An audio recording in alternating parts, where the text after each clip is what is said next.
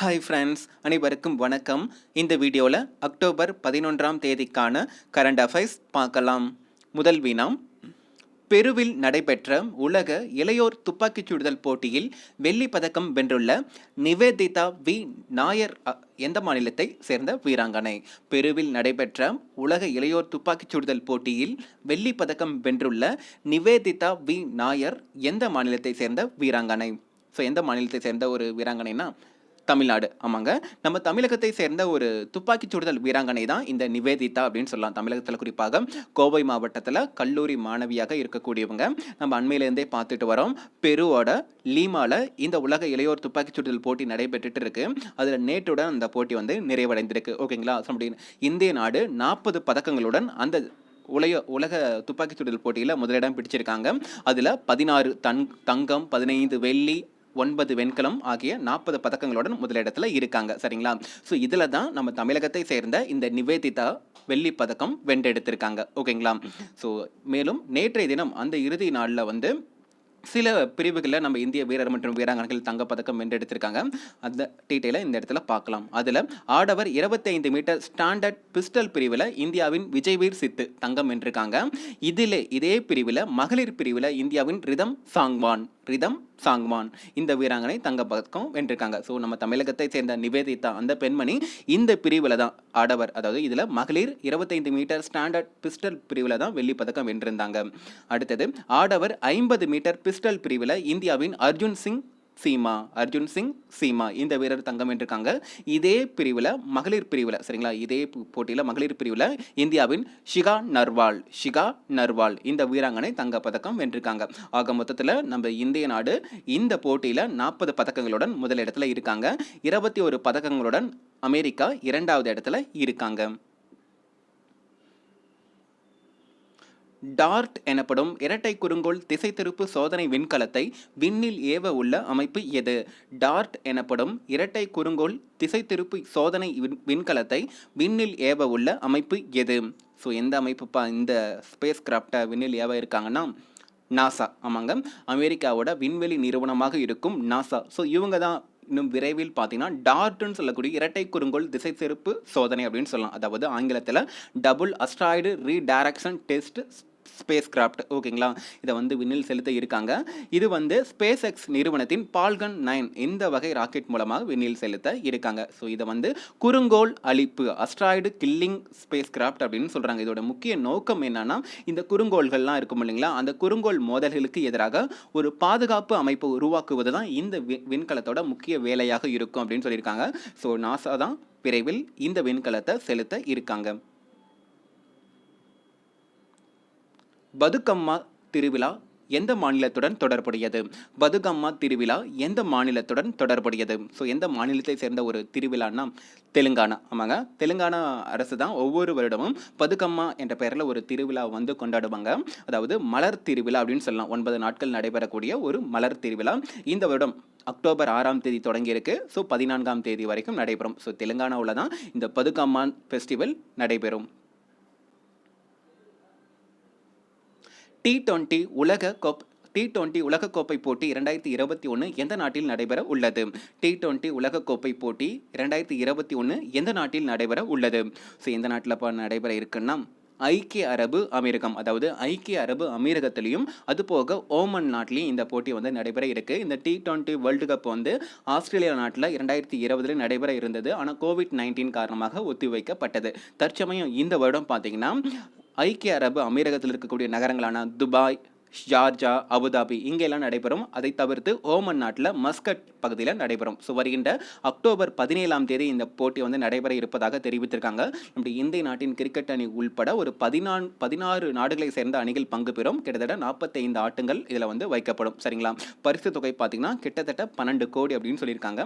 அதே போல் அடுத்த வருடம் 2022 T20 உலகக்கோப்பை வந்து ஆஸ்திரேலியா நாட்டில் நடைபெற இருக்கு. ஸோ இந்த வருடம் ஐக்கிய அரபு அமீரகத்திலையும் ஓமன்லையும் நடைபெற இருக்கு. குவாட் நாடுகளுக்கு இடையேயான எத்தனையாவது கட்ட மலபார் கூட்டு போர் பயிற்சி வங்காள விரிகுடாவில் தொடங்க உள்ளது. குவாட் நாடுகளுக்கு இடையேயான எத்தனையாவது கட்ட மலபார் கூட்டு போர் பயிற்சி வங்காள விரிகுடாவில் தொடங்கப்பட உள்ளது. ஸோ எத்தனையாவது கட்ட பயிற்சினா நம்ம ஆல்ரெடி பார்த்துருப்போம். ஸோ 25வது கட்ட பயிற்சி. ஆமாங்க, குவாட் நாடுகள் ஒரு 4 நாடுகள் இருக்கு. India, Japan, Australia, America. So இந்த 4 நாடுகளுக்கு இடையே நடைபெறக்கூடிய போர் பயிற்சி தான் மலபார் கூட்டு போர் பயிற்சி அப்படின்னு சொல்லலாம். இந்த போர் பயிற்சி 1992 இந்தியா, அமெரிக்கா இந்த 2 நாடுகளுக்கு இடையே தான் நடைபெற்றிருந்தது. அதன் பின்பு இந்த ஜப்பானும் ஆஸ்திரேலியாவும் இணைந்துக்கிட்டாங்க. அதன் பின்பு தான் இதோட பெயர் குவாட் அமைப்பு அப்படின்னு சொல்றாங்க. ஸோ இந்த வருடம் பார்த்தீங்கன்னா 25வது கட்ட மலபார் கூட்டு பயிற்சியாக நடைபெற்றது. ஸோ முதல் கட்ட பயிற்சி வந்து கடந்த ஆகஸ்ட் 26ஆம் தேதி முதல் 29ஆம் தேதி வரைக்கும் பிலிப்பைன்ஸ் சொல்லக்கூடிய ஒரு கடல் பகுதியில் நடைபெற்றது. ஸோ வருகின்ற அக்டோபர் 12ஆம் தேதி இதோடைய செகண்ட் பேஸ் வந்து நடைபெற இருப்பதாக அறிவிப்பு கொடுத்திருக்காங்க. சரிங்களா? ஸோ இந்த வருடத்தோட செகண்ட் பேஸ் நடைபெற இருக்கு. எங்கன்னா வங்காள விரிகுடா அப்படின்னு சொல்லியிருக்காங்க. அக்டோபர் 12ஆம் தேதி முதல் 15ஆம் தேதி வரைக்கும் நடைபெற இருக்கு. இதில் நம்ம இந்திய தரப்பு சார்பாக INS ரன்விஜய், அது போக INS சத்புரா இந்த 2 கப்பல்களும் பங்கு பெற இருக்கு. ஓகேங்களா? ஸோ இந்த வருடம் 2வது கட்ட பயிற்சியாக தொடங்கப்பட இருக்கு. ஸோ அமெரிக்கா, இந்தியா இந்த 2 நாடுகளுக்கு இடையே தான் முதன்முறையாக தொடங்கப்பட்டது 1992ஆம் வருடத்தில். அலெக்சாண்டர் ஷாலன்பர்க் அவர்கள் எந்த நாட்டின் புதிய பிரதமராக தேர்ந்தெடுக்கப்பட்டுள்ளார்? அலெக்சாண்டர் ஷாலன்பர்க் அவர்கள் எந்த நாட்டின் புதிய பிரதமராக தேர்ந்தெடுக்கப்பட்டுள்ளார்? ஸோ எந்த நாட்டோட நியூ பிரைம் மினிஸ்டர்னா ஆஸ்திரியா. ஆமாங்க, ஆஸ்திரியா நாட்டின் நியூ பிரைம் மினிஸ்டராக தான் இந்த அலெக்சாண்டர் ஷாலன்பர்க் வந்து தேர்ந்தெடுக்கப்பட்டிருக்கார். இவர் அந்நாட்டோட வெளியுறவுத்துறை அமைச்சராக இருந்தவர். சரிங்களா? இதற்கு முன்னர் அந்நாட்டோட பிரதமராக செபாஸ்டியன் கர்ஸ். ஸோ இவர் தான் இருந்தார்.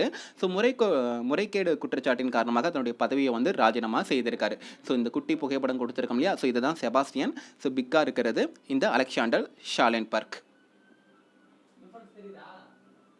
தர்கீஸ் கிராண்ட் பிரிக்ஸ் 2021 என்ற F1 கார் பந்தயத்தில் வெற்றி பெற்றுள்ளவர் யார்? தர்கீஸ் கிராண்ட் பிரிக்ஸ் 2021 என்ற F1 கார் பந்தயத்தில் வெற்றி பெற்றுள்ளவர் யார்? ஸோ எந்த வீரர்னா வால்டாரி போட்டாஸ். ஆமாங்க, ஸோ பின்லாந்தை சேர்ந்த மெர்சிடஸ் கார் டிரைவரான வால்டாரி போட்டாஸ். ஸோ இவர் தான் துருக்கியில் நடைபெற்ற F1 கார் பந்தயம் ஃபார்முலா 1 சொல்லுங்க, அதில் கிராண்ட் பிரிக்ஸ் 2021 இதை வந்து வின் பண்ணியிருக்காரு, முதலிடம் பிடித்திருக்காரு அப்படின்னு சொல்லியிருக்காங்க.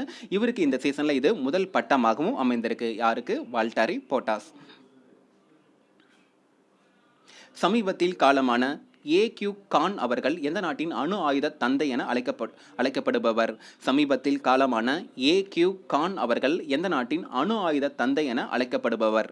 ஸோ எந்த நாட்டோட அணு ஆயுத தந்தையாக போற்றப்படுபவர் ஒரு நபர்னா பாகிஸ்தான். ஆமாங்க, பாகிஸ்தானோட ஒரு அணு விஞ்ஞானி, அதாவது அணு ஆயுத தந்தை என போற்றப்பட்ட ஒரு நபர் தான் இந்த AQ கான் அவர்கள் அப்படின்னு சொல்லலாம். அண்மையில் வந்து உடல்நலக்குறைவின் காரணமாக மரணம் அடைந்திருக்கார். ஸோ இவர் பாகிஸ்தான் நம்ம இந்தியாவுடன் இருக்கும் பொழுது இந்தியாவில் போபால் நகரில் பிறந்த ஒரு விஞ்ஞானி தான் இந்த AQ கான் அவர்கள். ஆரோவில் அறக்கட்டளையின் தலைவராக எந்த மாநில ஆளுநர் நியமிக்கப்பட்டுள்ளார்? ஆரோவில் அறக்கட்டளையின் தலைவராக எந்த மாநில ஆளுநர் நியமிக்கப்பட்டுள்ளார்? ஸோ எந்த மாநில ஆளுநர்னா தமிழ்நாடு. ஆமாங்க, நம்ம தமிழகத்தின் ஆளுநராக இருக்கும் RN ரவி அவர் தான் தற்சமயம் ஆரோவில் அறக்கட்டளை இருக்குங்களா, அதோட நிர்வாக வாரியத்தின் தலைவராக நியமனம் செய்யப்பட்டிருக்காரு. இதற்கான அறிவிப்பு அண்மையில் இந்த அறக்கட்டளையின் சார்பாக வெளியிட்டிருக்காங்க. அதுபோக இந்த அறக்கட்டளையின் உறுப்பினர்களாக தமிழிசை சவுந்தரராஜன், அதுபோக டாக்டர் நிர்மா ஓசா, எழுத்தாளராக இருக்கக்கூடிய அரவிந்தர் நீலகண்டன், அதுபோக பேராசிரியராக இருக்கும் கௌதம் கோஷல், இவங்க 4 இடம் பிடிச்சிருக்காங்க. ஸோ நம்ம தமிழகத்தை சேர்ந்த ஆளுநராக இருக்கும் RN ரவி இவர் தான் ஆரோவில் அறக்கட்டளை அதோட நிர்வாக வாரியத்தின் தலைவராக தேர்ந்தெடுக்கப்பட்டிருக்காரு. இந்த அறக்கட்டளையோட முக்கிய பணி என்னன்னா, இந்த சர்வதேச வளர்ச்சி பணிகளை வந்து மேற்கொள்ளக்கூடிய ஒரு பணியை செய்வாங்க. சரிங்களா? சர்வதேச நகரங்களோட வளர்ச்சி பணிக்காக. இந்தியாவில் தேசிய அஞ்சல் வாரம் எந்த நாட்களில் கொண்டாடப்படுகிறது? இந்தியாவில் தேசிய அஞ்சல் வாரம் எந்த நாட்களில் கொண்டாடப்படுகிறது? ஸோ எந்த நாட்களில் இந்த வாரம் கடைபிடிக்கப்படுகிறதுனா அக்டோபர் 9ஆம் தேதி முதல் 15ஆம் தேதி வரை. ஆமாங்க, ஒவ்வொரு வருடமும் நம்ம இந்திய நாட்டில் அக்டோபர் 9ஆம் தேதி முதல் 15ஆம் தேதி வரைக்கும் நேஷனல் போஸ்டல் வீக், சரிங்களா, தேசிய அஞ்சல் வாரம் வந்து கொண்டாடப்பட்டு வருகிறது. அதாவது அஞ்சல் துறையில் செயல்படுத்தப்படும் பல்வேறு விதமான திட்டங்களை மக்களிடையே கொண்டு சேர்க்கக்கூடிய ஒரு வாரமாக இந்த வாரம் வந்து கடைபிடிக்கப்பட்டு வருகிறது. சரிங்களா? ஸோ இதை தவிர்த்து ஒரு ஷார்ட் நியூஸ் கொடுத்துருக்கேன். இதை நாம் ஆல்ரெடி பார்த்தது தான் ஒரு சில வாரங்களுக்கு முன்னாரே. ஸோ என்னன்னா சுற்றுச்சூழல் ஆஸ்கர் பரிசு. ஸோ இந்த பரிசு வந்து பிரிட்டன் நாடு தான் ஒவ்வொரு வருடமும் வழங்கிட்டு வராங்க. இந்த பரிசுக்கு இறுதிப் போட்டியில் ஒரு 15 நபர்கள் தேர்ந்தெடுக்கப்பட்டிருக்காங்க. அந்த 15 நபர்களில் நம்ம இந்தியாவை சேர்ந்த ஒரு 2 போட்டியாளர்கள் பங்கு பெற்றிருக்காங்க அப்படின்ட்டு அறிவிப்பு கொடுத்துருக்காங்க. நம்ம ஆல்ரெடி பார்த்தது தான். இதை வந்து எர்த் ஷாட் பிரைஸ் அப்படின்ட்டு சொல்லுவாங்க. சரிங்களா, இந்த வருடத்துக்கான சுற்றுச்சூழல் ஆஸ்கர் பரிசு அப்படின்னு சொல்லுவாங்க. ஸோ நம்ம தமிழகத்தை சேர்ந்த ஒரு 14 வயது பள்ளி மாணவியான வினிஷா உமா சங்கர் இந்த பெண்மணியும், அது போக டெல்லியோட இளம் தொழிலதிபராக இருக்கக்கூடிய வித்யுத் மோகன் ஸோ இவங்க இருவரும் இடம் பிடிச்சிருக்காங்க. ஸோ எதன் காரணமாக இவங்க இருவரும் இடம் பிடிச்சிருக்காங்கன்னா, இந்த வினிஷா உமா சங்கர் இவங்க வந்து நம்ம தமிழகத்தை சேர்ந்தவங்க இல்லையா. ஸோ இவங்க இந்த சூரிய ஆற்றலில் இயங்கக்கூடிய தள்ளுவண்டி இஸ்திரி பெட்டி அதோடைய மாதிரியை வந்து உருவாக்கியிருக்காங்க. சரிங்களா, சூரிய ஆற்றலில் இயங்கக்கூடிய ஓகேங்களா தள்ளுவண்டி இஸ்திரி பெட்டி. அடுத்தது இந்த வித்யுத் மோகன் இவங்க வந்து ஒரு இளம் தொழிலதிபர் அப்படின்னு சொல்லியிருக்காங்க.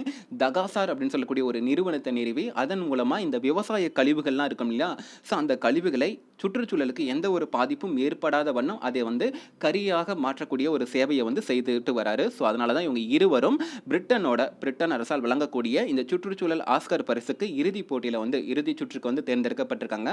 ஒரு 15 நபர்கள் இருப்பாங்க.